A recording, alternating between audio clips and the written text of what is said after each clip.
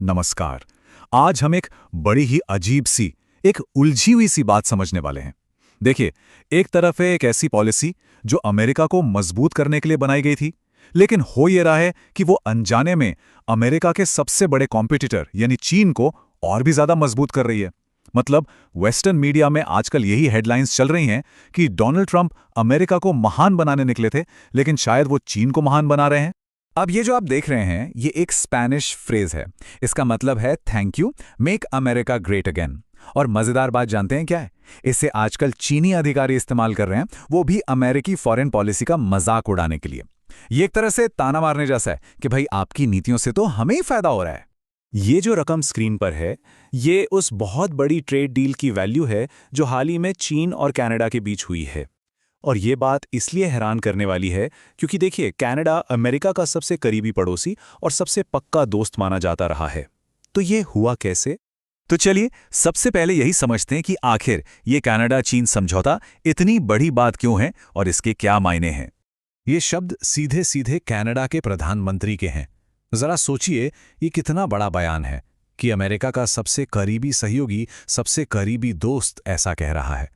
ये साफ तौर पर ग्लोबल पॉलिटिक्स में एक बहुत बड़े बदलाव की तरफ इशारा कर रहा है।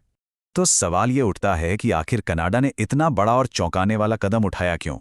वजह है प्रेसिडेंट ट्रंप के अंडर अमेरिका की नई फॉरेन पॉलिसी, जो बिल्कुल अनप्रेडिक्टेबल यानी अप्रत्याशित है। और एक बात तो तय है, दुनिया को इस तरह की अनिश्चितता बिल्कुल पसंद नहीं आती।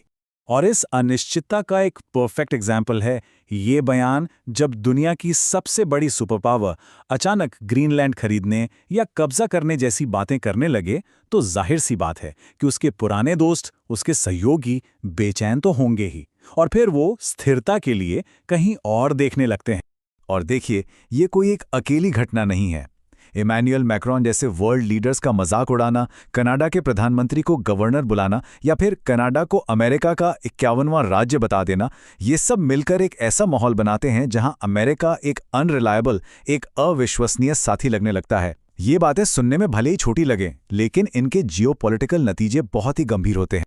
और ठीक इसी समय जब एक तरफ अमेरिका ये अनिश्चितता पैदा कर रहा है, वहीं दूसरी तरफ चीन इस मौके का पूरा फायदा उठा रहा है।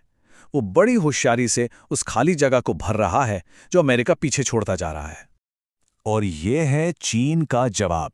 ये अमेरिकी एडमिनिस्ट्रेशन की भाषा के बिल्कुल उलट है। चीन का मैसेज एकदम साफ है कि हम सम्मान से पेश आते हैं और ऐसी डील करते हैं जिसमें दोनों पार्टियों की जीत हो।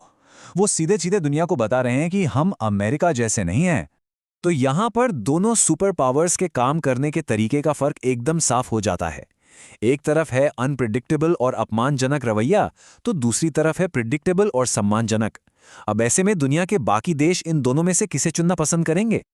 और कनाडा के प्रधानमंत्री ने तो इस बात को खुलकर कहा भी है। उन्होंने साफ साफ कहा कि ये सौदा नई वैश्विक वास्तविकताओं के हिसाब से है, जहां चीन उनके स्थिरता और समृद्धि के लक्ष्यों के लिए ज्यादा फिट बैठता है। मतलब सीधे शब्दों में वो कह रहे हैं कि दुनिया बदल चुकी है और अब हमें भी बदलना होगा। लेकिन रुकिए, कहानी यहां खत्म नहीं होती। जैसे ही इस डील की खबर अमेरिका पहुंची, वहां जैसे बवाल ही मच गया। और इस रिएक्शन ने अमेरिकी फॉरेन पॉलिसी की एक बहुत पुरानी और गहरी नस को छेड़ दिया है। सोशल मीडिया पर कई अमेरिकी कनाडा को कुछ इस तरह की धमकियां देने लगे। और ये जो धमकी है ना, ये हमें सीधे इतिहास के एक बहुत ज़रूरी चैप्टर की ओर ले जाती है। इससे पता चलता है कि अमेरिकी इस डील को लेकर कितने ज़्यादा नाराज़ हैं। तो आखिर ये मॉनरो सिद्धांत है क्या, जिसका डर दिखाया जा रहा है? चलिए समझते हैं। ये सिद्धांत 1823 में प्रेसिडेंट जेम्स मुनरो ने दिया था और ये अमेरिकी फॉरेन पॉलिसी की नींव का पत्थर माना जाता है। आसान शब्दों में इसका मतलब ये है कि पूरा का पूरा वेस्टर्न हेमिस्फेयर यानी नॉर्थ और साउथ अमेरिका, अमेरिका का प्रभाव क्षेत्र है और यहाँ किसी भी बाहरी शक्ति का दखल बर्दाश्त नहीं किया जाएगा। ये सिद्धांत, जैसा कि आप देख सकते हैं, एक तरह से दुनिया को दो हिस्सों में बांट देता है। ये पूरे पश्चिमी गोलार्ध पर अमेरिका का हक जताता है और इसीलिए कनाडा जैसे पड़ोसी देश में चीन का इतना बड़ा सौदा अमेरिका के लिए एक सीधी चुनौती है। ये उनके अपने बैकयार्ड यानी उनके अपने ही आंगन में दखल देने जैसा है। तो अब थोड़ा सा पीछे हटते हैं और इस पूरी तस्वीर को एक बड़े नजरिए से देखते हैं। क्या दुनिया का पावर बैलेंस हमारी आंखों के सामने ही बदल रहा है? वेस्टर्न मीडिया की ये हेडलाइन इस पूरी कहानी की विडंबना को एक लाइन में बता देती है। ये शायद वो नतीजा है जिसकी कल्पना अमेरिका फर्स्ट पॉलिसी बनाते वक्त किसी ने भी नहीं की होगी।